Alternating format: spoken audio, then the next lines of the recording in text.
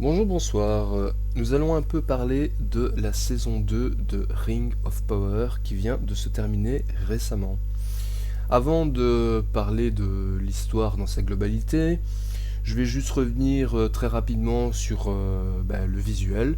Et le visuel, ma foi, c'est comme la saison 1, c'est tout à fait correct. On voit de belles choses, il y a des moments où t'en prends plein les yeux, ça fait plaisir, c'est bien. Bon, après il y a le budget qui va avec, bien sûr, mais à ce niveau-là, c'est cool. Là où par contre je vais faire une mention spéciale que ça m'a vraiment bien plu, c'est en termes de musique. La plupart des thèmes sont bien choisis, les musiques sont cool et on a même droit à du Meshuggah qui vient s'inviter dans Lord of the Ring. Ma foi, c'est plutôt cool, c'est plutôt sympa. Bon, ça c'était les bonnes nouvelles. Maintenant, nous allons passer aux mauvaises. Et quand je dis mauvaise, eh bien on va commencer tout de suite par le plot de l'étranger qu'on va appeler maintenant Gandalf. Alors, son histoire à lui dans cette deuxième saison, eh bien c'est toujours la même chose, hein. Il suit, il suit les étoiles, les constellations, mais plus précisément, il a des rêves, des visions où il trouve en fait son bâton. Donc en fait ça va être un peu ça son histoire, c'est trouver son bâton, mais pas que son bâton, trouver son bâton, mais trouver aussi son identité. Alors, un des reproches que j'avais fait sur ce personnage durant la première saison, c'est qu'en fait il ne se passait rien. Bah oui, hein, il était dans un village de hobbits, il bougeait pas, il lui arrivait deux trois péripéties, mais à part ça, tu t'ennuyais assez ferme. Et malheureusement, ici, eh bien, toute son histoire, elle se passe où? Elle se passe dans un désert et il tourne en rond, tu vois. Donc, là, je suis déjà énervé. Mais oui, je me rappelle encore de ces belles paroles à la fin de la saison 1, on va partir ensemble, ça va être une aventure, tu vois. Tu vois, je m'attendais à voir des choses. Mais bon, j'ai vite déchanté. J'ai vite déchanté. Donc, on retrouve toujours Gandalf, Nori et Poppy qui va s'inviter à la fête. Donc, comme je vous dis, ils sont dans le désert, ils avancent, etc. Et en gros, il y a un mage noir qui a leur trousse. C'est d'ailleurs pour ça qu'ils sont dans le désert, parce qu'ils n'ont pas d'autre chemin. Il y a un mage noir qui a leur trousse et qui envoie des mercenaires pour essayer de le capturer. D'ailleurs, c'est lui qui avait envoyé le cul de Sauron dans la première saison. Donc voilà. Par la force des choses, ils vont être séparés. Quand je dis ils, c'est Gandalf et Nori et Poppy. En gros, ils vont se retrouver à un moment donné près d'un puits dans le désert. Les cavaliers vont arriver, enfin les cavaliers mercenaires. Et là, Gandalf va faire un sortilège. Il va créer carrément une tornade. Tornade qui va emporter Nori et Poppy. Et d'ailleurs, quand j'ai vu ça, je me suis dit, bon ben voilà, là c'est fini, c'est GG, hein. Elles sont emportées, elles sont déchiquetées, tout ce que tu veux, mais elles ne sont plus là. Mais bien sûr, elles n'ont aucune égratignure. Et en gros, les deux hobbits vont se retrouver dans un village hobbit, pas loin de là, un village sédentaire. Et quant à Gandalf, lui, eh bien, il va faire la rencontre d'un être mystérieux, qui est tout aussi mystérieux dans le lore même, c'est Tom Bombadil. Alors, Tom Bombadil, est-ce que c'est une bonne chose? Le perso a l'air sympa, et il a l'air d'avoir un certain charisme et tout, mais est-ce qu'il est indispensable dans cette histoire? Non, pas vraiment en fait.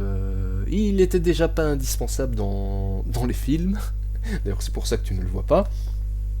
Et ici, c'est un peu la même chose, hein. J'ai plus l'impression qu'il est là pour du fan service plutôt que pour suivre l'histoire.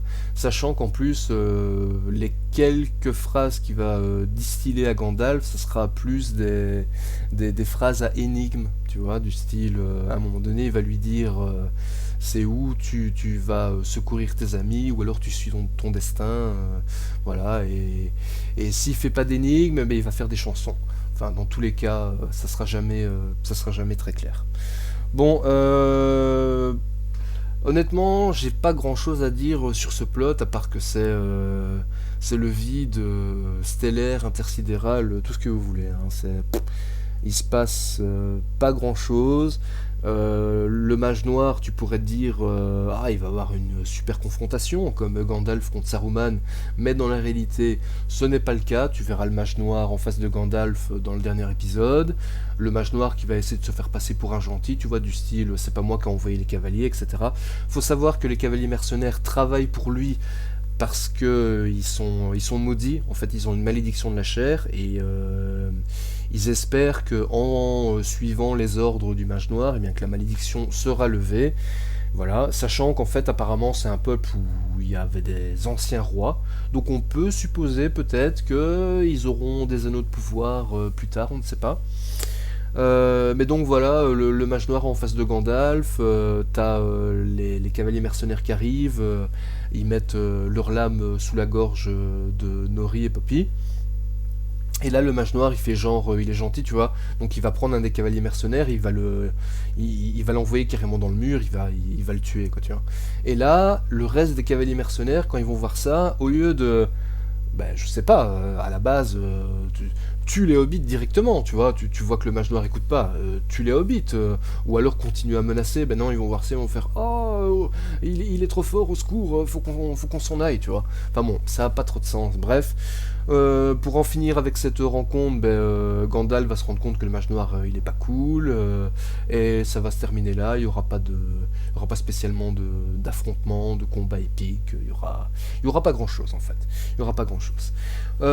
Dernier truc sur le mage noir, apparemment, ben, d'après ce qu'il dit, il est venu en Terre du Milieu avec Gandalf, donc c'est un Istar aussi. Donc par élimination, ben, c'est sûrement pas Radagast, c'est absolument pas Saruman. Donc ben, j'imagine que c'est un des mages bleus, j'en sais rien, ça peut être que ça, hein. Bref, voilà. Et Gandalf, lui, eh bien, bah, je sais pas, franchement, j'ai pas grand chose à dire sur lui. Il va trouver son bâton, puis après il va trouver son prénom, parce qu'à un moment donné, on va l'appeler Grand Elfe. Enfin, c'est les hobbits qui l'appellent comme ça, Grand Elfe. Alors lui, il va penser à Gandalf, tu vois. Voilà. Mais honnêtement, non, c'est vraiment le plot le plus faible de toute la saison 2. Euh, tu t'en fous un peu. Pourtant, Gandalf, c'est un personnage que je kiffe, tu comprends bien, tu vois. Mais le Gandalf qu'on a ici et le Gandalf qu'on a dans les films, ils sont à des années-lumière. C'est pas du tout comparable. Là, franchement, qu'il ait trouvé son nom, qu'il ait trouvé son bâton, je m'en fous, hein. Faut savoir aussi que le bâton des mages dans le Seigneur des Anneaux, c'est la baguette des sorciers dans Harry Potter, tu vois. C'est pas le sorcier qui choisit sa baguette, c'est la baguette qui choisit le sorcier. Enfin, ici, c'est avec le bâton, mais t'as compris, quoi. Donc bon, je ne savais pas, bref, voilà. Et concernant les hobbits, Nori et Poppy, eh bien, c'est des personnages qui n'ont aucun but. Et par le fait qu'ils n'ont aucun but, eh bien, pour moi, ils n'ont aucun intérêt. Enfin, je sais pas, tu regardes les films, tous les protagonistes qui sont dans le film, que ce soit les hobbits ou peu importe, ils ont tous un but, tu vois. Je sais pas moi, les hobbits du village de Frodon, tu les vois pendant 20 minutes, mais leur but c'est juste, c'est ça, ils servent à ça, ils servent à être dans le village et voilà, et c'est leur peuple, tu vois, ils font les trucs des hobbits. Y a pas, chaque personnage a un but, mais Nori et Poppy n'ont aucun but. D'ailleurs, c'est bien simple, à la fin de la saison 2, ils vont se séparer de Gandalf, eux ils vont rester dans le village, enfin, de ce qui reste plutôt du village des autres hobbits, mais Gandalf partira de son côté. Enfin, je veux dire, voilà, ils ont été amenés là, et ils ont aucun but, ils ont suivi Gandalf, on sait pas pourquoi, et il y a rien, quoi. C'est voilà, je vais pas trop m'attarder plus que ce que j'ai déjà dit, mais c'est faible, hein. Honnêtement, c'est très très faible. Bon, on va passer à la suite.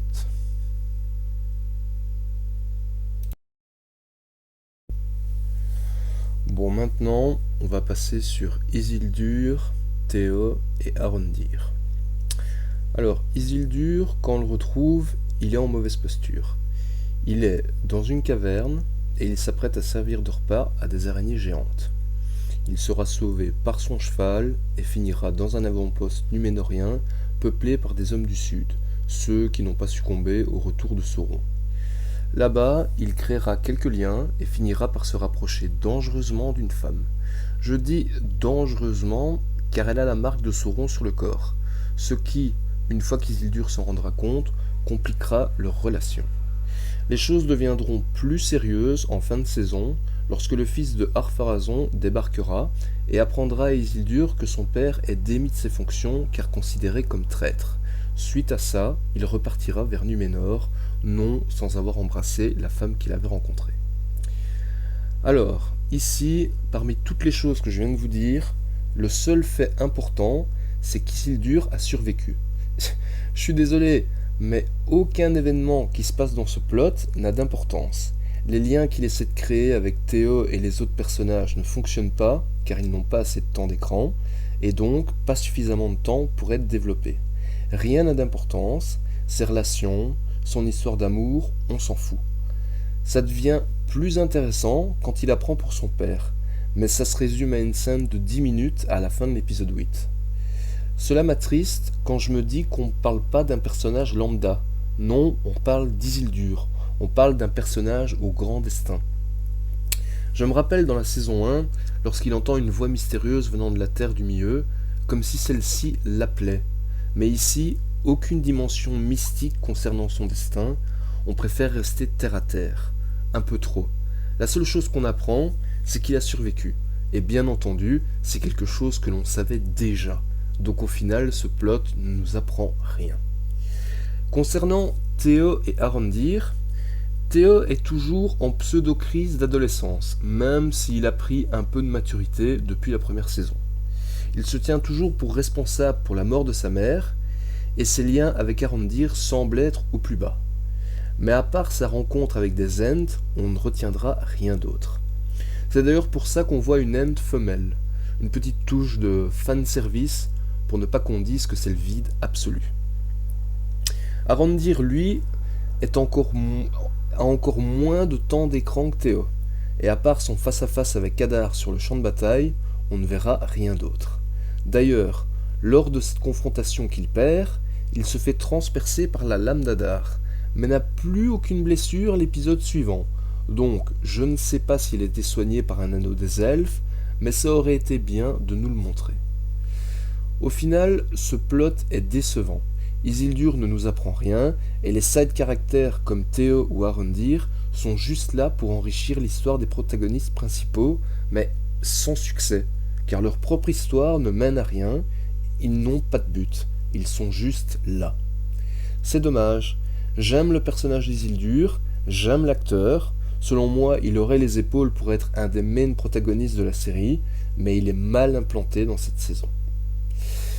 Passons à la suite.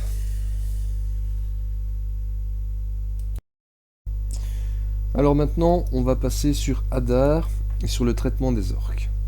Concernant Adar, le personnage a pris de l'épaisseur, ça c'est une certitude par rapport à la première saison, et de tous les nouveaux protagonistes qui ont été introduits dans la série, ou plutôt dans l'univers de Lord of the Rings, je vais dire que c'est sûrement le personnage que je préfère.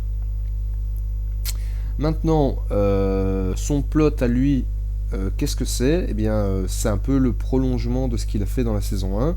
En fait, ça consiste à... Il veut mettre ses enfants, son peuple, les orques, à l'abri de toute menace. Donc, dans la première saison, lorsqu'il disait qu'il avait tué Adar, j'étais le premier à ne pas le croire.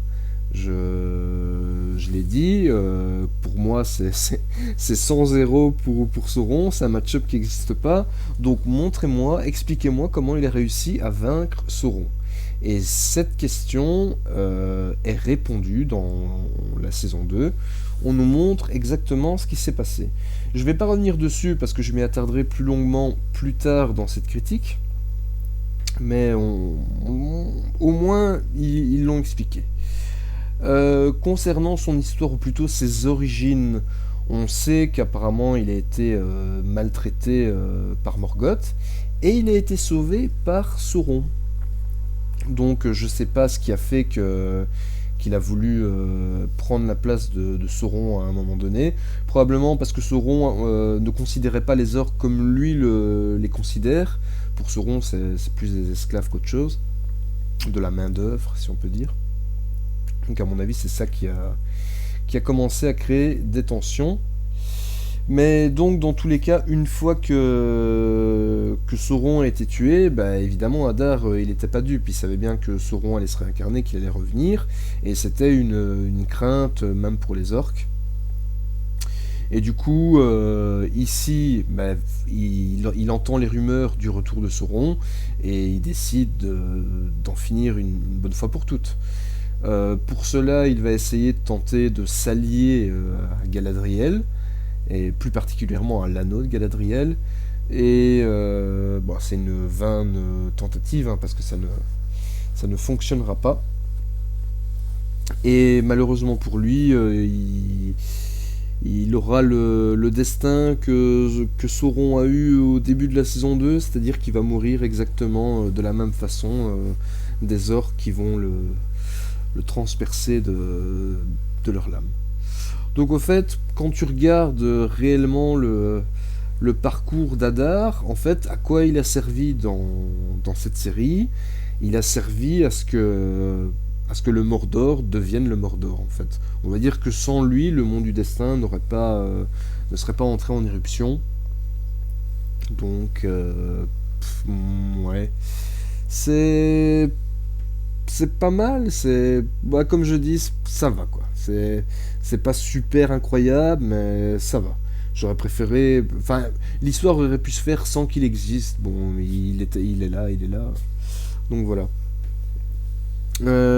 Concernant les orques maintenant, le traitement des orques, eh bien, je suis pas trop d'accord avec ce que j'ai vu. Le fait de les humaniser, en fait. Ces gens, ils ont peur pour leur vie, ils ont peur de Sauron. Alors, il faut savoir que dans le lore, à la base, tous les orques n'étaient pas à 100% avec Sauron. Il y avait des orques qui refusaient de s'allier avec lui, et donc c'est peut-être ça qu'on voit au début de la saison 2, ces orques-là justement qui refusaient de s'allier avec Sauron, qui avaient des doutes vis-à-vis de lui, je ne sais pas. Mais quand tu les vois ici, ils sont juste trop humanisés. En fait, la conclusion que tu peux retirer de ça, c'est ah, il y a du bon en eux, tu vois, on dirait c'est Anakin dans Star Wars. Ah, il y a du bon en lui, t'inquiète, au fond de lui, il y a du bon. Ici, les orques, c'est un peu la même chose. Ils ont des enfants, etc. Oui, parce que leur mode de reproduction n'a jamais été officiellement dit, donc on sait pas ce qu'il en est. Mais si, si. Après, bon, on sait que Sauron, un de ses pouvoirs principaux, c'est de pouvoir un peu te retourner le cerveau, de te contrôler. Donc on pourrait dire que, au final, ben voilà, une fois que Sauron reprend les rênes, qui reprend le commandement, mais qui va les contrôler mentalement, entre guillemets, on peut dire ça. Mais je sais pas, c'est encore une fois, c'est ce que je vois des orques ici et ce que je vois des orques dans le Seigneur des Anneaux, c'est pas le même, hein. Où ils sont les orques qui veulent dévorer les hobbits juste parce qu'ils ont faim, enfin, tu vois, c'est ici c'est voilà, ils ont peur pour leur vie, et voilà, c'est bon, je vais dire que j'ai été quand même assez déçu par ce traitement des orques. Euh, Comme j'ai dit concernant Hadar, je suis plutôt ok, bah, ça va, c'est un personnage, au moins, contrairement à tous les side protagonistes introduits dans cette série, bah, au moins Hadar avait un but. Voilà, au moins Hadar avait une tâche à accomplir et il l'a accompli. Mais bon, pour le reste, bah, il n'y a pas grand chose à dire sur ce plot. D'ailleurs, il tombe, enfin, il va se battre en Eregion, alors que c'est un peu évident en fait qu'il se jette dans un piège en fait. Surtout qu'on l'avertit que t'as l'armée des elfes qui arrive, mais il prend une mauvaise décision. Ouais. Bon, ben voilà, hein, c'est pas grand chose de dire de plus que ça. Ça se regarde, quoi. Après, bon, c'est quand même grâce à Hadar et aux orques qu'on a droit aux meilleurs épisodes, si on peut dire. Mais hormis ça, voilà, sans plus. Et le traitement des orques, c'est comme je dis, j'aurais largement pu m'en passer. Bon, on va passer à la suite. Donc, Galadriel, Elrond, Gil-galad et les elfes en général. Alors, les elfes sont assez mal dans cette saison. En gros, leur race ne peut plus survivre sur la Terre du Milieu et ils vont être obligés de retourner en Valinor. Sauf s'ils utilisent le pouvoir des anneaux. Bien entendu, il y a quelques réfractaires, particulièrement Elrond. Elrond qui va s'emparer des anneaux et s'échapper. Il va essayer d'aller trouver du soutien auprès d'un elfe reconnu pour sa grande sagesse, Círdan. Il aura une conversation avec lui. Il lui dira qu'ils ne peuvent pas utiliser les anneaux, qu'ils sont corrompus par Sauron. Mais Círdan lui dira que ce n'est pas les anneaux qui sont mauvais. C'est ce que la personne qui va les utiliser va en faire. Du coup, il va à peu près réussir à convaincre Elrond, et les elfes finiront par utiliser les anneaux. Leur arbre refleurira, et ils pourront rester en Terre du Milieu. Les 3 personnages qui auront un anneau seront Galadriel, Gil-galad et Círdan. On verra moins ce dernier, mais les 2 premiers, à partir du moment où ils portent l'anneau, commenceront à avoir des visions. Visions funestes d'un futur proche où Sauron joue un rôle majeur. Du coup, ça va un peu les alerter. Ils savent que Sauron doit se rendre en Eregion pour forger les anneaux grâce à Celebrimbor, et donc ils vont envoyer des éclaireurs pour s'assurer que tout va bien. Éclaireurs qui n'arriveront jamais à destination car ils seront assassinés en chemin. Sans nouvelles de l'Eregion, un petit groupe d'elfes dirigé par Elrond suivi de Galadriel sera envoyé pour en savoir plus. Ils seront séparés par la suite, Galadriel capturée par Hadar, et Elrond partira demander des renforts à son roi ainsi qu'à Durin. Il reviendra à la tête d'une armée, et on aura une confrontation assez sympa entre l'armée d'elfes et les orques d'Hadar. Confrontation qui se soldera par une défaite, et les elfes partiront se réfugier dans un endroit caché grâce au pouvoir des anneaux. J'imagine Faucombe. Leur plot est correct, j'ai pas grand chose à dire sur eux. Concernant Galadriel, elle n'est plus la main protagoniste de la saison, car c'est maintenant Sauron, et donc on la voit moins. Il n'y a pas vraiment d'erreur de parcours la concernant, à part vers la fin où elle arrive à entrer en Eregion et fait la rencontre de Celebrimbor, qui a lui réussi à échapper un tant soit peu à Sauron. Celebrimbor lui remet les anneaux des hommes en lui disant que Sauron ne doit jamais mettre la main dessus. Donc Galadriel s'échappe, mais avec femme et enfant, ce qui la ralentit, et elle se fait encercler par des orques et finira par rendre les anneaux à Sauron.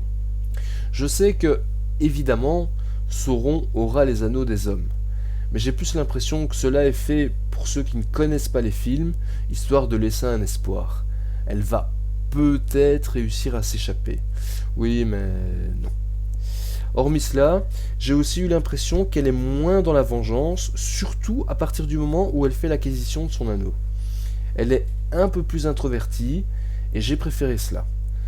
Alors, je sais aussi que beaucoup ont râlé sur le baiser incestueux entre elle et Elrond, mais apparemment c'était pas un vrai baiser, mais plus une façon détournée pour Elrond de donner un outil qui permettra à Galadriel de se libérer de ses chaînes lorsqu'elle est emprisonnée par Hadar.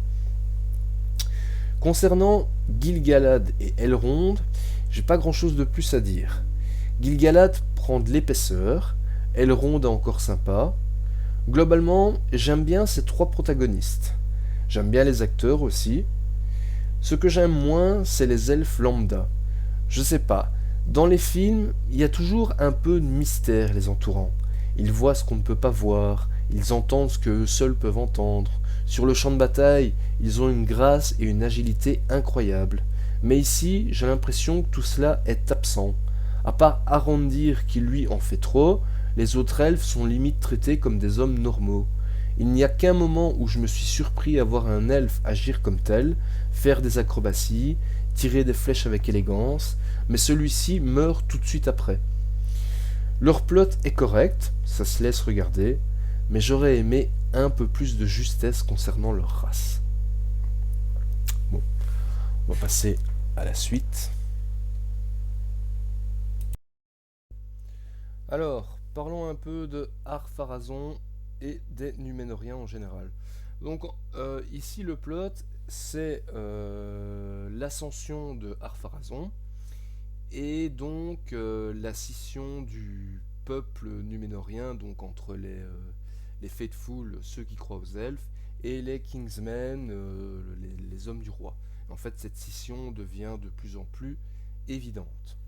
Donc, suite à la première saison et au destin de Myriel, le fait qu'elle est devenue aveugle, il y a des Numénoriens qui pensent qu'elle a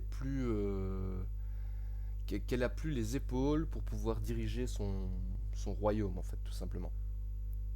Et donc, ça va commencer un peu à jaser dans son dos. Et lors de son couronnement, entre guillemets, ce qui doit être son couronnement, eh bien, on aura la fille de Elendil qui tient Myriel pour responsable de la mort de son frère, de la mort d'Isildur, parce qu'elle croit que Isildur est mort. Et donc, elle va arriver et montrer le Palantir qu'elle a trouvé. Et elle va dire qu'en fait, bah, Myriel, elle se sert que c'est les actions du Palantir qu'on guidé, enfin que c'est le Palantir qui a guidé les actions de Myriel, et donc c'est ce qui a fait que tout ce qui est arrivé, en fait, c'est de sa faute, en fait. Et ils ont une coutume assez spéciale, du style que quand un nouveau roi qui doit être couronné, eh bien il y a un grand aigle qui est censé se montrer pour un peu valider ce couronnement. Et là, on aura le grand aigle qui va arriver, au couronnement de Myriel. Mais avec tout ce qui va se passer, enfin à partir du moment où la fille d'Elendil va arriver, va montrer le Palantir et va commencer à expliquer un peu, eh bien il va avoir un mouvement de foule. Et bon, vous le savez bien, quand tu as des mouvements de foule, généralement c'est là où tu as les plus grosses conneries qui peuvent se produire. Et forcément, l'aigle va aussi arriver. Et là, dans le mouvement de foule, ça sera. Quelqu'un va dire: Ah, l'aigle donne ses faveurs à Ar-Pharazôn. Alors qu'en fait, bah, je sais pas, j'ai trouvé l'attitude de l'aigle assez bizarre. Enfin, si. Généralement, quand t'as une créature, un animal qui acquiesce pour quelque chose, il va le montrer, tu vois. Il va faire des gestes, il va faire une révérence, quelque chose. Mais ici, tu voyais que l'aigle, il avait vraiment pas l'air content, tu vois. Évidemment, Ar-Pharazôn, il est un peu aveugle à ça, il voit l'aigle devant lui. Et normalement, une fois que l'aigle arrive, c'est Myriel qui doit arriver et se présenter devant l'aigle. Mais bon, et vu que tu as le mouvement de foule et elle est aveugle, elle peut pas, elle peut pas se frayer un chemin jusque là, quoi. Et en fait, Ar-Pharazôn, il profite de ça. Il va vers l'aigle. Et donc, ben voilà, t'as les hauts, enfin t'as les nobles de Numénor qui valident et qui disent: ah bah oui, l'aigle favorise Pharazôn, c'est lui qui va être roi, etc. Bon, donc t'as ça. Concernant Ar-Pharazôn même, bah, il- c'est pas qu'il prend, ouais, il prend un peu plus grosse épaisseur, on va dire, par rapport à la saison 1. Il y a quelques dialogues avec lui qui sont sympas, surtout un, dans la vérité. C'est genre, il est. Bah, je pense qu'il doit être dans le palais de Numénor, quelque chose comme ça. Et il regarde au loin et il explique un peu. Bah, en fait, il explique que, au loin, il voit une espèce de tour. Enfin, il voit une espèce de tour, et en fait cette tour elle rappelle qu'il y a Valinor tout près. Et ce que ça rappelle surtout, c'est que tu as l'immortalité qui est au loin, et lui il peut pas l'atteindre en fait. Enfin, le Numénor ne peut pas atteindre cette immortalité. Oui, ils ont une longue vie, mais ils n'ont pas accès à l'immortalité que le Valinor procure. Et ça c'était plutôt pas mal, sachant que c'est ce qui va conduire à à sa déchéance, si on peut dire, dans le sens où c'est ça en fait. Quand Sauron arrivera à Numénor, c'est comme ça qu'il va réussir à mettre Ar-Pharazôn dans sa poche en lui disant que s'il attaque le Valar, il pourra enfin avoir cette fameuse immortalité. En gros, Ar-Pharazôn a toujours été jaloux de ça, de sa condition d'homme, si on peut dire. Donc, ce dialogue est pas mal. La relation qu'il a avec son fils, il n'y a pas vraiment d'intérêt. Son fils, il est là juste pour servir les besoins du père. Après, bon, je vais pas mentir que quand j'ai commencé à regarder cette deuxième saison, et d'ailleurs je l'ai dit dans ma review de la première saison, j'avais cet espoir. J'avais cet espoir que on verrait Sauron arriver à Ar-Pharazôn, Sauron arriver à Numénor, enfin, capturé par Ar-Pharazôn, et donc on aurait vu la destruction de Numénor. J'avais l'espoir. Mais j'avais oublié que c'était une série, qu'il fallait qu'il y ait 80 millions de saisons, et que donc qu'il allait rien se passer, et que j'allais devoir attendre. Voilà. Concernant Myriel, Myriel c'est un personnage que j'aimais bien déjà dans la première saison, et même si ici elle est bon, on la voit pas trop, sauf qu'elle a un moment de gloire à un moment, mais je vais y venir. Mais en fait, Myriel, ce qu'elle met en lumière surtout, elle met en lumière Elendil. Elendil qui est mis en lumière aussi par Ar-Pharazôn, vu que Elendil il croit fermement en Myriel et donc il veut pas se soumettre à la volonté d'Ar-Pharazôn, à son couronnement. Pour lui, c'est toujours Myriel qui est la reine légitime. Et donc voilà, c'est un personnage qui prend plus d'épaisseur lui aussi, et ça c'est plutôt cool. L'acteur est sympa, à part le passage que j'avais expliqué dans la saison 1 où il pleure un peu. C'est juste que c'était malvenu, mal filmé, enfin je sais pas, j'ai pas trouvé ça, voilà. Mais sinon voilà, ici il prend de l'épaisseur, c'est cool, et bon, on connaît son destin, il a un destin incroyable, donc ouais, non, c'est bien. Donc, le moment où Myriel brille, donc c'est en rapport avec Elendil. Elendil qui, comme il ne se soumet pas à la volonté de Ar-Pharazôn, il est considéré comme un traître et il sera déchu, il va perdre son rang, etc. Et donc, en gros, comme il croit fermement en Myriel et donc il croit fermement au Valar, il y a une coutume à Numénor qui fait que si tu crois fermement au Valar, je suis désolé, si tu crois fermement au Valar, tu dois être jugé par les Valar. Ce qu'il faut savoir, c'est qu'à la base, il devait être jugé par des hommes, par des Numénoriens de base, sous Ar-Pharazôn, mais la fille d'Elendil, elle a pris conscience qu'elle a peut-être été un peu trop loin, donc elle a essayé d'attendrir Ar-Pharazôn, tu vois. Et lui, il a accepté, mais à mon avis, il n'a pas accepté juste par bonté de cœur. Quoi qu'il en soit, jugé par les Valar, qu'est-ce que ça veut dire? Ça veut dire très simplement qu'on va t'immerger dans la mer, dans la grande mer, et généralement, en fait, ils ont la capacité d'appeler le ver. Le ver géant, ils ont la capacité de l'appeler. Et en gros, c'est simple, le ver arrive, et si tu survis au ver, donc on va dire que le ver, c'est l'intervention des Valar, et c'est le jugement aussi des Valar. Si tu survis au ver, très bien, les Valar t'ont pardonné. Et donc, il s'apprête à plonger dans le grand bain, à faire face à son destin. Et tu as Myriel qui débarque et qui dit que tout ça finalement c'est de sa faute à elle, et que c'est pas Elendil qui doit être jugé, mais c'est Myriel. Et donc tu as une petite scène où elle est immergée, tu as le ver qui arrive, bon, c'est pas mal, c'est pas mal. Directement les nobles, ils voient que Myriel ne remonte pas à la surface, alors directement voilà, elle a été jugée, elle est morte, etc. Et après tu vois que finalement la mer la recrache, si on peut dire, elle revient, donc voilà. Globalement, j'ai pas grand chose de plus à dire sur ce plot. Oui, on dira que Elendil, finalement, après, il s'est échappé parce que ça commence à partir un peu dans tous les sens dans Numénor. D'ailleurs, il y a un des amis de Isildur qui va perdre la vie. J'étais un peu surpris, c'était encore un rôle encore intéressant, je trouvais. Il était fidèle à Elendil, mais bon, il va se faire tuer lâchement par le fils d'Ar-Pharazôn. Mais voilà, globalement, j'ai pas grand chose à dire de plus là-dessus. Il y a des bonnes choses. La chose que je regrette le plus, c'est que bah, c'est que ça aille pas plus vite, tu vois. C'est qu'il se passe pas plus de choses, globalement. C'est ça, hein. Mais sinon, ouais, ça va. Et les acteurs, ma foi, j'ai pas de souci avec eux. On notera un dernier truc, c'est que le Palantir, en fait, ne montre pas la même chose suivant la personne qui le tient.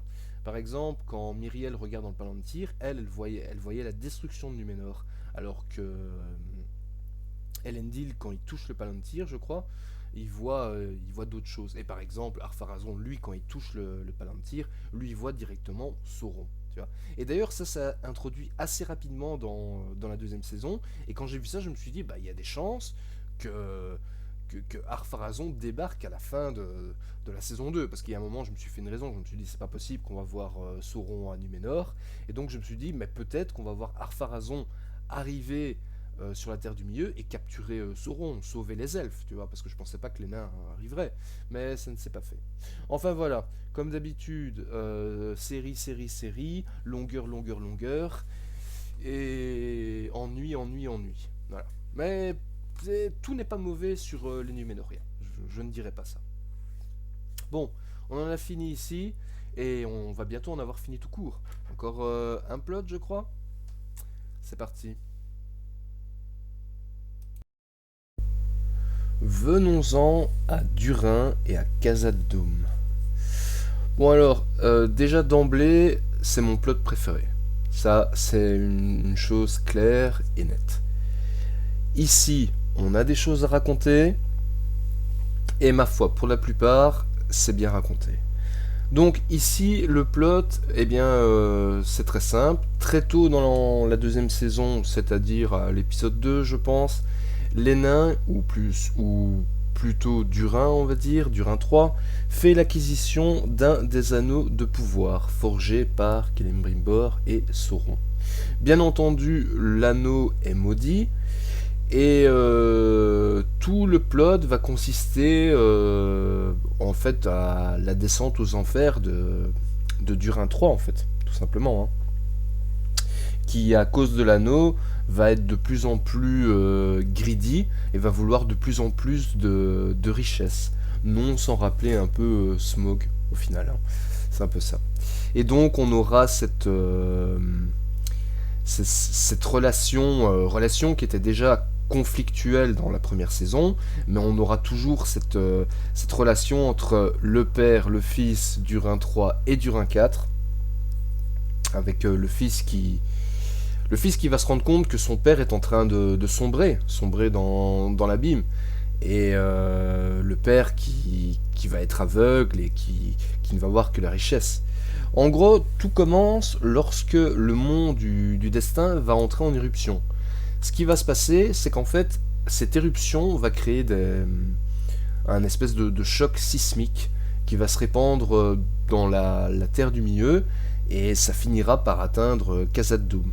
Et à ce moment-là, il y aura des petits problèmes. Ça va commencer par...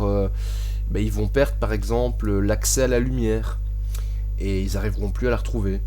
Et théoriquement, quand ils ont des soucis de ce genre, ils font appel aux prêtresses de la pierre.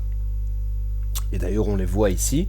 Donc c'est Disa et il y avait deux autres femmes avec elles.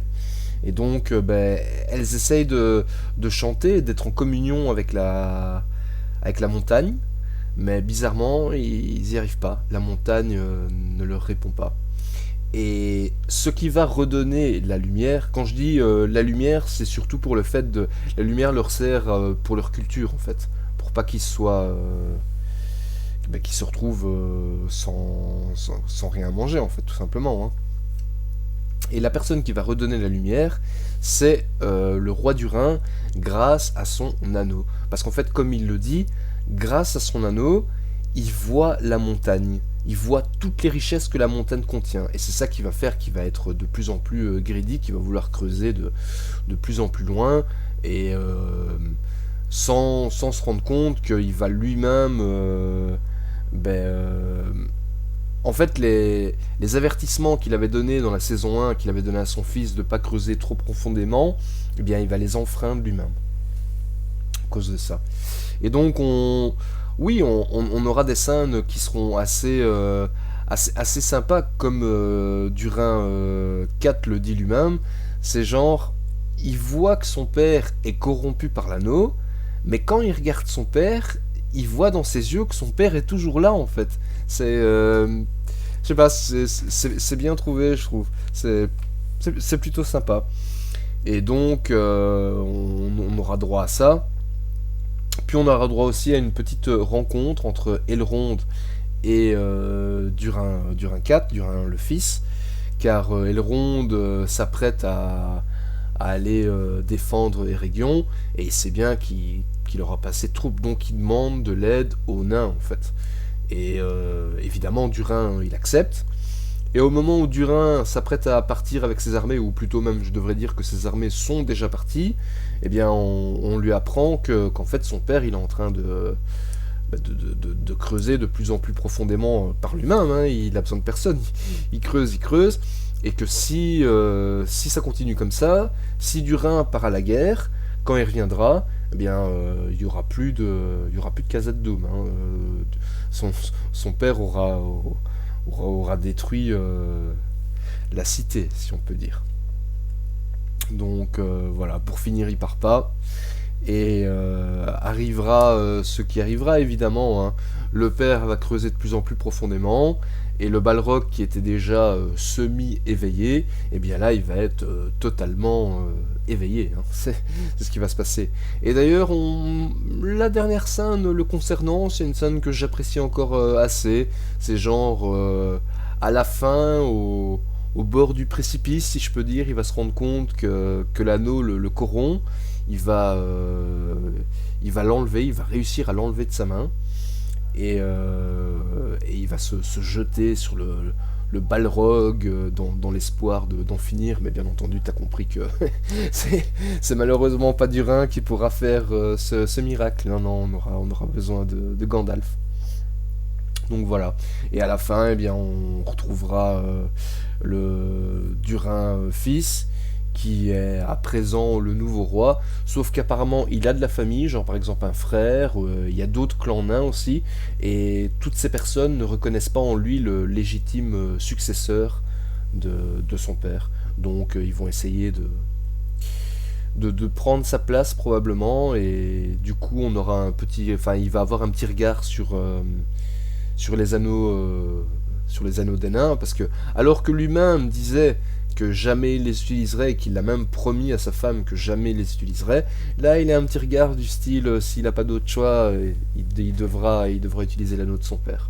L'anneau de son père que au départ, quand son père l'enlève devant le Balrog, j'ai cru que l'anneau serait perdu dans les méandres de la Moria, mais non, non, l'anneau a été récupéré.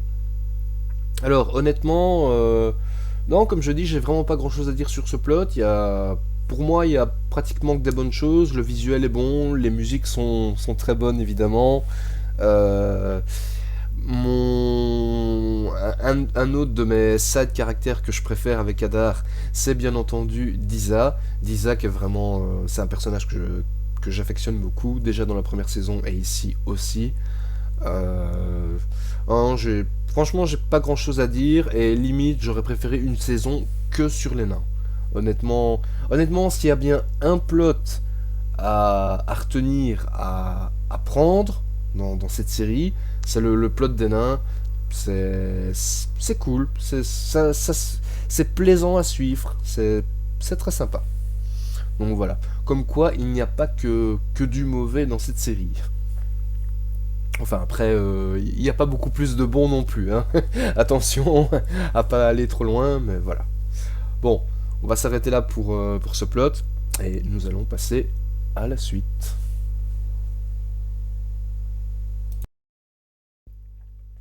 Et enfin, Sauron et dans une moindre mesure Celebrimbor. Bon, Sauron ici, son plot, c'est arriver à créer les anneaux de pouvoir. Et pour cela, il est obligé d'aller en Erégion et de faire appel au talent de Celebrimbor. Bon, dès le premier épisode, on nous montre la trahison d'Adar. Ce qui était plutôt pas mal, parce que même moi je me demandais comment c'était possible qu'Adar dise j'ai vaincu Sauron. Eh bien je l'ai vite découvert, et pas, pas pour le meilleur on va dire, hein. Donc en gros, ce qui se passe, c'est que Sauron se fait tuer par une bande d'orques. Voilà. On voit que c'est un être supérieur à la moyenne, sachant qu'il prend des coups d'épée, il est encore debout, ou alors dans les coups d'épée qu'il donne, il arrive à projeter carrément ses adversaires contre les murs, ce genre de choses. L'acteur d'ailleurs, sur ce court passage, est quand même assez cool, enfin j'ai trouvé en tout cas, surtout dans des moments quand il dit je suis votre seul futur, tu vois. C'est plutôt sympa, à ce niveau-là, ça va. Donc, on a une réponse aussi à une autre question, c'est qu'advient-il de Sauron quand il meurt? Ben oui, parce que moi je me suis toujours dit que Sauron, en théorie, quand il meurt, ben ça redevient un esprit. Et à partir de là, eh bien, il va chercher un corps et en prendre possession. Mais non. Là ici, d'après ce qu'on voit, c'est il se régénère carrément au niveau cellulaire. Tu vois, c'est genre Deadpool en fait. À partir de son sang, il se régénère. Bon. Par la suite, donc une fois qu'il se sera régénéré, qu'il va devenir Halbrand, il va un peu marcher, il va être un peu perdu, il va faire les 100 pas, il va marcher, et il va rencontrer des gens qui sont en train de fuir un conflit. Et en gros, à la base, Sauron, il s'en fout, il va vers le conflit, il s'en fout de ce qui peut arriver. Mais en discutant avec une des personnes présentes, particulièrement un vieux, il va changer d'avis. Cette personne, en fait, c'est la personne qui détient le fameux emblème qu'on verra dans la saison 1 que Sauron a. Et en gros, l'histoire de cet emblème, c'est en gros pour rappeler que même les puissants peuvent tomber. Et en gros, ça résonne un peu avec avec son histoire à Sauron, enfin avec son histoire, avec l'histoire de Morgoth.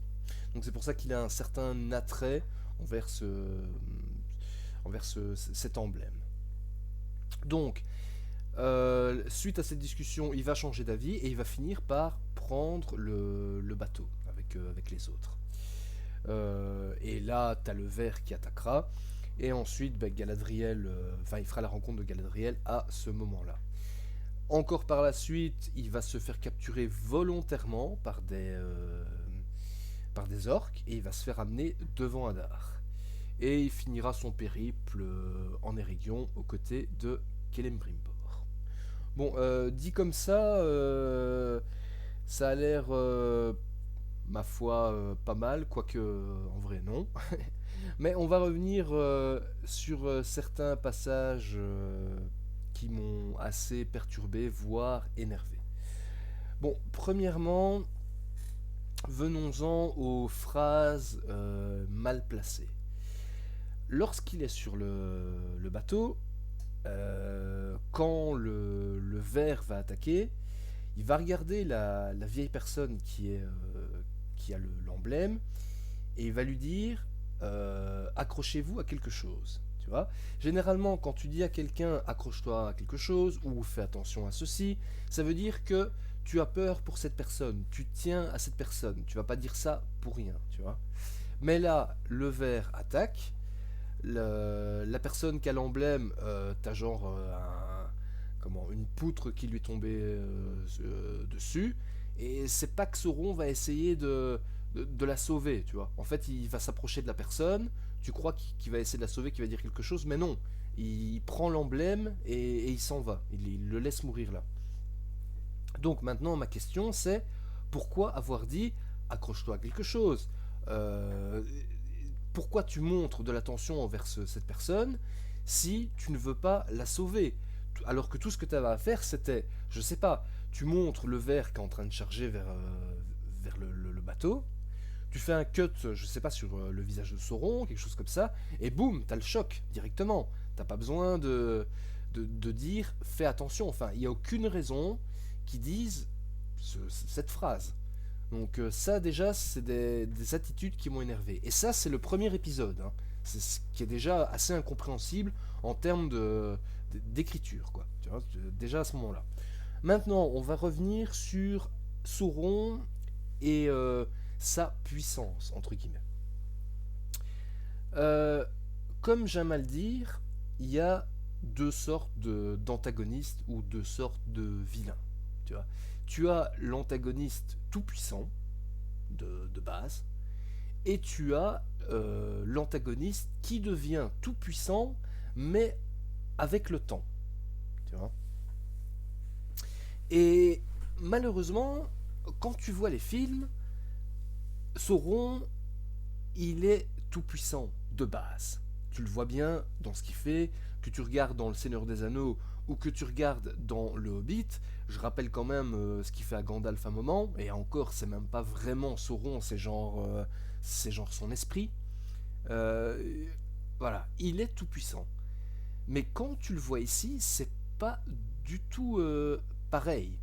Et c'est d'ailleurs pour ça que tu as un peu d'incompréhension sur le fait qu'il se fait battre par juste une bande d'orques, en fait, tout simplement. Hein. En gros, ce qui se passe, c'est qu'il est à son couronnement, donc dans le premier épisode, il va être couronné par les orques, même si tu as... En fait, il faut savoir que dans le lore, les orques ne sont pas tous du côté de Sauron. En fait, apparemment, tu as une partie des orques qui, eux, ne croient pas en Sauron. Ils croyaient en Morgoth, mais ils croient pas en Sauron. Donc c'est peut-être ces orques-là qu'on voit ici, que Sauron essaie de rallier tout le monde, mais bref. Il va être couronné, et là, ce qui se passe, en fait, c'est que c'est Hadar qui est censé poser la couronne sur la tête de Sauron, mais tu connais la couronne de Sauron, t'as les espèces de pointes, et en fait, Hadar, au dernier moment, il retourne la couronne et il plante Sauron. Ce qui ne tue absolument pas Sauron, en fait. Sauron est blessé, il se relève un peu, mais directement, il s'apprête à prendre son épée, tu vois, il s'apprête à se battre, et t'as les orques qui arrivent et qui tuent Sauron. Mais bon, déjà, là, il y a quand même un souci me concernant. Faut quand même savoir que Sauron, c'est un Maya. Donc Maya, c'est ce qui vient en dessous des Valar, des Valar. Et c'est le plus puissant d'entre eux. Et il a des pouvoirs assez incroyables. Hein. Il est appelé le trompeur en général, parce que c'est un peu son principe. Il rentre dans ton cerveau, il va te contrôler. Mais hormis ça, il est capable de faire des métamorphoses. D'ailleurs, c'est déjà arrivé qu'il se transforme en loup-garou, voire en vampire, ce genre de truc. Ou alors, c'est aussi un sorcier assez puissant, hein, voire un nécromancien.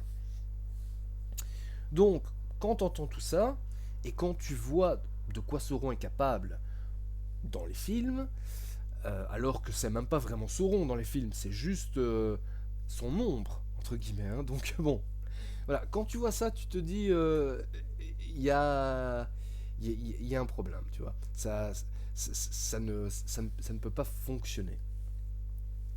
Si je dois remettre ça, par exemple, avec un... Parce que ici, c'est ça, ils ont pris le parti pris de rendre Sauron, il est manipulateur, d'accord, mais ça s'arrête un peu à ça, entre guillemets. Enfin, je dis entre guillemets parce qu'après on aura des scènes où on verra un peu plus la puissance de Sauron, je vais y revenir. Mais bon, c'est...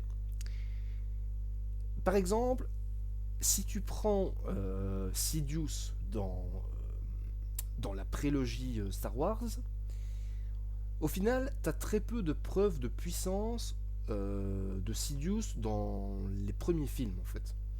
Tu sais qu'il est ultra puissant parce que tu l'as vu dans Le Retour du Jedi, mais dans les premiers films, tu sais pas trop. Et c'est vraiment dans le dernier film que là, bah, t'as toute la puissance de Sidious qui irradie, si on peut dire, qui arrive. Mais pourtant, tu y crois quand même, si dans les deux premiers films de la prélogie, tu vois pas Sidious en action, tu sais qu'il est ultra puissant, parce que tu te rappelles des premiers films, mais le truc aussi, c'est que malgré que tu vois pas Sidious se battre dans les premiers films, Sidious, il a des acolytes, il a des gens qui le servent, tu vois, des gens qui sont ultra puissants. Si tu prends Dark Maul, si tu prends... Alors, j'ai oublié son nom... Oh non, je peux pas oublier son nom. Le, le deuxième... celui du deuxième film, hein, oh là là, ça m'est sorti de la tête, mais bref. Enfin bon, ils sont ultra puissants tous les deux. Et pourtant, ils sont ultra puissants tous les deux. Donc, si eux sont ultra puissants, tu peux te dire que Sidious, c'est un cran au-dessus. Et ça, c'est quelque chose qui manque cruellement au Sauron qu'on a ici. C'est... Il y a personne... En fait, il est tout seul. Il y a personne qui le sert. Et en gros, parce que comme je vous dis, les autres, là, que ce soit Dark Maul ou l'autre dont j'ai oublié le nom, ne m'en voulez pas, ceux-là, en fait, ils servent à mettre en perspective le fait que même si eux sont ultra puissants, mais Sidious il est au-dessus.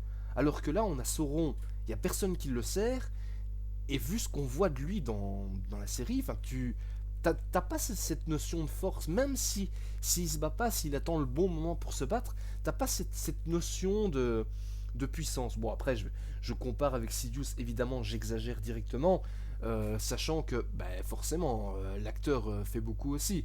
Et évidemment, l'acteur de Sidious est un peu plus charismatique que l'acteur qu'on a ici d'Albren. Mais bon, c'est. Voilà, c'est. T'as déjà ce. Ça fonctionne pas. Ça ne fonctionne pas pour moi. Ensuite, au moment où il est sur le point de mourir, donc dans cette scène avec Hadar, il va, avant de disparaître et de se réincarner un peu plus tard, il va faire un espèce de spell. C'est genre, il va faire un sortilège, une espèce d'onde de choc de gel qui va tout geler à des kilomètres à la ronde, tu vois. Mais tu vois vraiment le gel qui se propage et dès que ça touche des rochers, des arbres, ça les détruit. Enfin, tu vois quoi, c'est le zéro absolu, hein. Donc, la question que je me pose, c'est que de là où part le spell, donc de là où il est lui, de là où part le sortilège, il est entouré par les orques, il est entouré par Hadar. Normalement, dans la réalité, ceux qui sont dans cette pièce quand le sortilège il est lancé, c'est des glaçons. Hein. Ils sont cryogénisés, c'est terminé pour eux. Hein. Ils vont se réveiller dans quelques milliers d'années, et voilà. Hein. Mais là, ces genres, ils sont un peu engourdis. Ils ont un peu une couche de neige sur eux, et et c'est tout, tu vois. Alors que ça doit pas exister. Normalement, c'est terminé. Hein. Ils sont, je vous dis, c'est cryogénisation directement. Donc, tu vois, ça c'est des trucs, ça m'énerve assez profondément. Maintenant, par la suite, il va, comme je vous l'ai dit, il va se faire capturer volontairement par des orques et il va être amené devant Hadar. Lui, son but, parce que comme je vous dis, dans la série, ils ont voulu partir dans le principe que c'est le trompeur, il te retourne le cerveau, d'accord, ok, je veux bien, tu vois. Et donc, le but de Sauron, c'est genre en fait faire croire à Hadar que Sauron est en Erégion, et donc qu'il faut que Hadar attaque l'Erégion avec ses orques pour tuer Sauron. Évidemment, quand il dit ça, il sait très bien qu'il va aller en Erégion, donc il sera là. Mais le but, ce qu'il veut, c'est qu'en fait les orques d'Hadar se battent avec les elfes, que tout le monde meurt, et que lui, en fait, il remporte... que c'est lui qui lead les survivants, en fait, tout simplement. Tu vois, il veut que tout le monde s'entretue et que lui, c'est le dernier qui se tient debout, si on peut dire, tu vois. Donc c'est son but. Donc, je comprends le principe. L'idée n'est pas mauvaise, mais tu vois, c'est à ce moment-là, c'est à ce moment précis que j'avais besoin de voir Sauron en mode toute puissance. C'est à ce moment-là que parce qu'en plus, t'avais des raisons. Je sais pas, tu t'es fait trahir. Normalement, ça doit être... Tu vois, c'est pas qu'il y a une rancune qui dure, qui est là, tu vois. C'est pas qu'il y a pensé, qu'il s'est dit, je vais me venger, je vais faire un truc, tu vois. Je sais pas. Pourquoi... à la base, quand il s'est fait capturer, la vérité, je me suis dit... Bah là il va, oui parce qu'il était un peu enchaîné, je me suis dit bah là il va péter ses chaînes et il va tous les tuer en fait, il va prendre Hadar, il va l'imploser. Mais non, il fait rien. Et j'avais vraiment besoin à ce moment précis, j'avais besoin que Sauron montre sa puissance. Je vous l'ai dit, et il a déjà gagné des combats comme ça dans le lore, c'est genre il se métamorphose et il implose tout le monde devant lui. Pourquoi est-ce qu'il s'est pas transformé genre en loup-garou géant ou je sais pas, et il aurait implosé Hadar. Il aurait pris le contrôle des orques par la force et pas par la ruse. Je peux comprendre le principe, ben oui, c'est le trompeur, c'est lui qui te retourne le cerveau, et je comprends pourquoi ils ont fait cette approche. Mais j'avais besoin qu'on me montre la vraie force de Sauron. Parce que au niveau où j'en suis dans ce que je vois ici, dans cette série, on est en train de me dire, clairement, on est en train de me faire croire que Sauron est plus fort quand il est sous sa forme d'esprit que quand il est lui-même. Alors, on est d'accord, quand il est dans le Seigneur des Anneaux, il a déjà créé l'anneau. Mais même s'il a déjà créé l'anneau, il a pas l'anneau sur lui, tu vois. Il n'a pas l'anneau sur lui, donc il n'est pas à sa full puissance. Et en plus de ça, comme ils le disent, il a insufflé une grande partie de sa force, de son essence, dans l'anneau. Donc il est même pas censé être au top de sa puissance quand tu le vois dans les films. Et c'est juste son ombre, c'est même pas le vrai lui. Et quand tu le vois dans The Hobbit, là j'ai même pas besoin d'aller plus loin, comme je vous l'ai dit avec Gandalf, tu vois bien ce qu'il le fait, alors que c'est juste son ombre. Pourquoi il est capable de faire ce genre de choses quand il est en forme esprit, si on peut dire, et pourquoi quand il est humain, il est ridicule, il fait rien. Tu vois, j'ai l'impression, il regarde pas les films, il regarde pas ce qui a été fait, c'est... non, ils ont voulu partir du principe, c'est comme ils l'ont dit, c'est Sauron, ça va être genre Walter White de Breaking Bad. Et j'avais déjà dit dans la critique que j'avais faite de la première saison, je l'avais dit, ils peuvent faire ce qu'ils veulent, ils vont jamais arriver à faire ça. Et effectivement, ils ne sont pas arrivés à le faire. Donc c'est, enfin, je sais pas, c'est, pour moi c'est incompréhensible. Alors que on voit très bien que genre Sauron, il est pas nul. Genre à la fin, à l'épisode 8, il a un combat en 1v1 contre Galadriel et il la domine dans tous les secteurs en fait. Il la domine, genre il pourrait se battre pratiquement les yeux fermés. Je crois que c'est bon en fait. Bon, j'exagère peut-être un peu parce qu'il y a des petits moments où Galadriel elle se rebelle, mais ça c'est juste parce que série et parce qu'on veut faire durer le suspense. Mais dans la réalité, je pense, ben voilà, s'il voulait, il aurait tué Galadriel 10 fois. Il faut se rappeler que Galadriel, dans la saison 1, si on reste raccord avec cette série, bah, à elle toute seule, elle tue un troll des cavernes, quoi. Donc c'est pour te donner une idée de ce que Sauron est capable de faire. Donc, oui, mais alors montre-le-moi quand c'est nécessaire, quand il faut me le montrer, quand je veux voir la toute-puissance de Sauron, ce que je n'ai pas dans dans cette série en fait. J'allais dire dans cette saison, mais non, c'est dans cette série carrément. Il n'y a pas la toute-puissance de Sauron. Alors oui, sûrement, comme je vous dis, pour moi c'est un méchant qui fait partie de la catégorie de je deviens plus fort avec le temps, du moins dans cette série, alors que normalement il est censé être tout-puissant, mais bref. Donc, je me doute bien que s'il y a une saison 3, saison 4, etc., mais oui, là, il va être très fort, etc., et blablabla. Bla bla bla. Mais j'en avais besoin maintenant, tu vois. J'en ai pas besoin dans 8 épisodes, dans 16 épisodes, non, non, j'en avais besoin maintenant. Et je ne l'ai pas eu. Je ne l'ai pas eu. Bref. Suite à sa rencontre avec Hadar, comme je vous l'ai dit, il va aller se retrouver en Eregion, et là, on aura, en gros, sa seule relation, sa relation la plus proche, ça sera avec Celebrimbor, dans le sens de créer des anneaux. Alors Celebrimbor, il va être dupé assez facilement, il a déjà créé les anneaux des elfes, et il va être dupé assez facilement quand il va créer les anneaux des nains. D'ailleurs, ça a été une bonne surprise, parce qu'évidemment, voilà, format de série, je me suis dit, il va créer les anneaux des nains, ça va être comme les anneaux des elfes, ça va être créé épisode 8, tu vois. Mais non, épisode 2, les nains, ils ont déjà les anneaux, tu vois. Donc, voilà, j'étais content. Mais je pensais pas que la création des anneaux des hommes allait durer aussi longtemps, hein, je vais pas vous mentir. Mais pourquoi ça durait aussi longtemps? Eh bien parce que Celebrimbor ne pense pas que les hommes sont dignes d'avoir des anneaux. Car l'homme est cupide, il peut faire de méchantes choses, tu vois, voilà. Celebrimbor n'a pas confiance, évidemment, c'est la réalité, mais Sauron arrive à le convaincre, etc. Et de fil en aiguille, avec le temps, Sauron va réussir un peu à retourner tous les... Parce que Celebrimbor, c'est le seigneur de l'Eregion. Donc tout le monde est sous ses ordres, entre guillemets. Mais avec le temps, Sauron va réussir à outrepasser son autorité. C'est lui qui aura l'autorité, et Celebrimbor, il se fera passer pour un fou, si on peut dire. Il aura perdu l'esprit dans sa création des anneaux. Alors, leur relation à tous les deux, il y a des bonnes choses, il y a des choses que j'ai bien aimées. Du style, il y a des moments Celebrimbor, il voit qu'il y a quelque chose qui va pas.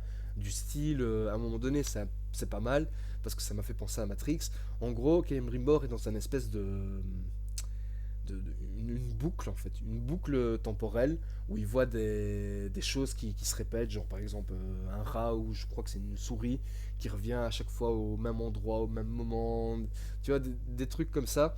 Et il y a des moments où tu vois qu'Ian Brimbor, il voit que quelque chose ça va pas, que quelque chose ne fonctionne pas, donc il essaie de se rebeller, mais à chaque fois Sauron arrive à trouver le petit truc pour que Celebrimbor n'ait pas trop de, de, de soupçons. Particulièrement à un moment où c'est plutôt cool, quand en fait Sauron va voir que le temps presse, que les pièces qu'il a mis, que les pièces de l'échiquier, enfin ce qu'il a mis en place est en train de se produire et qu'il a plus le temps de tergiverser quoi. Donc il va plus y aller par quatre chemins en caressant la manche de Celebrimbor en lui disant bon, faudrait peut-être faire les anneaux des hommes, tu vois. Non non, il va gueuler, il va carrément lui dire j'ai besoin des neufs maintenant, tu vois. Il va pas hésiter. Celebrimbor va carrément lancer son marteau de forgeron au visage de Sauron en criant non, tu vois. Enfin, t'as des petits passages comme ça pas mal. Et d'ailleurs, quand Celebrimbor sortira, parce qu'à ce moment-là, t'as la guerre, et donc le marteau va passer à travers une vitre, et de la fenêtre, en fait, qui vient d'être cassée, Celebrimbor va entendre son peuple en train de souffrir, en fait, parce qu'ils sont sous l'attaque des orques. Et quand Celebrimbor va essayer de sortir un peu de sa tour pour voir ce qu'il en est, mais en fait, il sera piégé dans une illusion que Sauron a créée, et il pensera que tout va bien en fait. Donc voilà, il y a des petits trucs comme ça que j'ai bien aimé, mais j'ai trouvé que ça prenait tellement longtemps. Parfois, t'avais des trucs trop gros. La façon dont Sauron a séduit un peu les autres forgerons. Oui, parce que Celebrimbor et Sauron sont les maîtres forgerons, mais tu as aussi d'autres elfes qui sont là, des maîtres forgerons aussi, qui servent aussi à trouver des techniques pour forger les anneaux, etc. Mais bon, Sauron a réussi à retourner le cerveau de tout le monde, que ce soit ces forgerons-là, que ce soit des gardes elfes, très facilement, quoi. Et à partir du moment où Celebrimbor fera la rencontre de Galadriel, et que Galadriel va remettre un peu les choses en place en disant que c'est Celebrimbor le seigneur et pas Sauron, etc. Et donc, les elfes vont essayer d'arrêter Sauron de l'emprisonner, mais Sauron va genre les retourner les uns contre les autres, il va les contrôler en fait tout simplement. Donc, il peut faire du contrôle d'esprit, j'allais dire du mind control, mais t'as compris. Il peut faire du contrôle d'esprit. D'ailleurs, à un moment donné, on le voit parce qu'il va même contrôler l'esprit d'une bête, je crois que c'est un warg, quelque chose comme ça. Donc, s'il est capable de faire ça, tu vois, pourquoi tu le fais pas dans des moments où c'est vraiment important? Je sais pas, quand il arrivait devant Hadar, il aurait pu contrôler des orques, ils auraient pu tuer Hadar directement. De toute façon, Hadar, comme je l'ai dit sur la critique que j'ai fait sur lui un peu avant, enfin quand je parlais de lui, il a rempli son rôle. Il a plus rien à faire. On n'a plus besoin de lui dans le scénario. C'est un personnage que j'aime bien, mais il a plus de but en fait. Genre il veut tuer Sauron, mais tu sais bien que ça va pas arriver, donc pas besoin de nous faire miroiter monts et merveilles. Tu sais bien que ça n'arrivera pas. Donc je sais pas pourquoi ils ont voulu le garder jusqu'à la fin. Et d'ailleurs aussi, quand Hadar meurt, ben c'est, je sais pas, j'aurais bien aimé que Sauron dise au moins quelques mots du style. Ben voilà, c'est la rancune qu'il avait depuis qu'il a été trahi, et comme ça, la vengeance est faite, quoi, tu vois. Mais non, en fait, il va juste le regarder mourir. Après, Hadar meurt exactement de la même façon que Sauron est mort. Mais bon, j'aurais aimé quelques mots. Enfin bon, voilà, pour en revenir à cette relation entre Sauron et Celebrimbor, euh, c'est pas mal. Ça aurait peut-être pu être mieux fait, même si je vois pas trop comment. Si, je vois comment, en raccourcissant. Tu vois, ça aurait été pas mal, mais bon. Format de série, faut pas trop en demander. Et donc, au final, eh ben, voilà, on fait croire à Hadar que Sauron est mort. On amène Sauron devant. Enfin, on lui fait croire que Sauron est mort. On amène un orque devant Hadar. Hadar, ben, il prend l'orque pratiquement dans ses bras en mode c'est son fils, il est mort, il est déçu. Et là, en fait, ben, c'est un orque qui est contrôlé par Sauron. Puis après, Sauron, ben, il prend un peu le contrôle des orques par la force, ce qu'il aurait dû faire depuis je sais pas combien de temps, du style généralement quand il y avait un problème extérieure concernant les orques, mais les orques en parlaient à Hadar et ils arrivaient plus ou moins à avoir une conversation, tu vois. Alors qu'ici, quand il y a un problème, bah, t'as un orc qui va près de Sauron pour lui parler, et Sauron lui met directement un coup d'épée, il le transperce, tu vois, donc voilà. Donc bon, globalement, c'est ce que je peux dire sur Sauron. Je suis vraiment déçu de son traitement. Voilà, c'est pas grand chose à dire de plus. C'est pas du tout un de mes plots préférés, hein. Surtout parce que j'en espérais tellement plus. Je pensais qu'il allait se faire emprisonner par Pharazôn, mais j'y ai trop cru. Donc voilà, je crois que ceci clôture ma critique. Au final, cette saison, euh, les deux, trois premiers épisodes sont pas mal. Il y a certains plots que j'aime bien, particulièrement les nains, les Numénoriens. Mais les trucs qui sont cool, on les voit pas assez. Ça prend trop de temps. Un truc aussi, c'est que généralement, dans des finales de séries, il se passe vraiment des trucs impactants, tu vois, des trucs qui te donnent envie de voir la suite.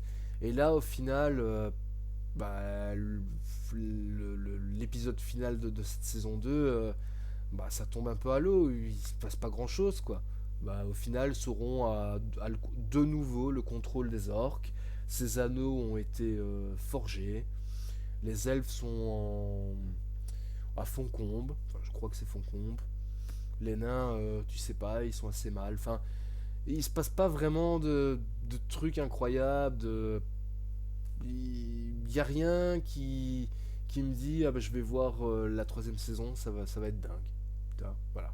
Y a rien qui me presse de regarder la saison 3. Il y a rien qui me fait dire je veux que la saison 3 sorte. Bon voilà. Bon, une dernière note, ça concerne pas vraiment la série, c'est plus les agendas des showrunners, j'en sais rien, mais bon. C'est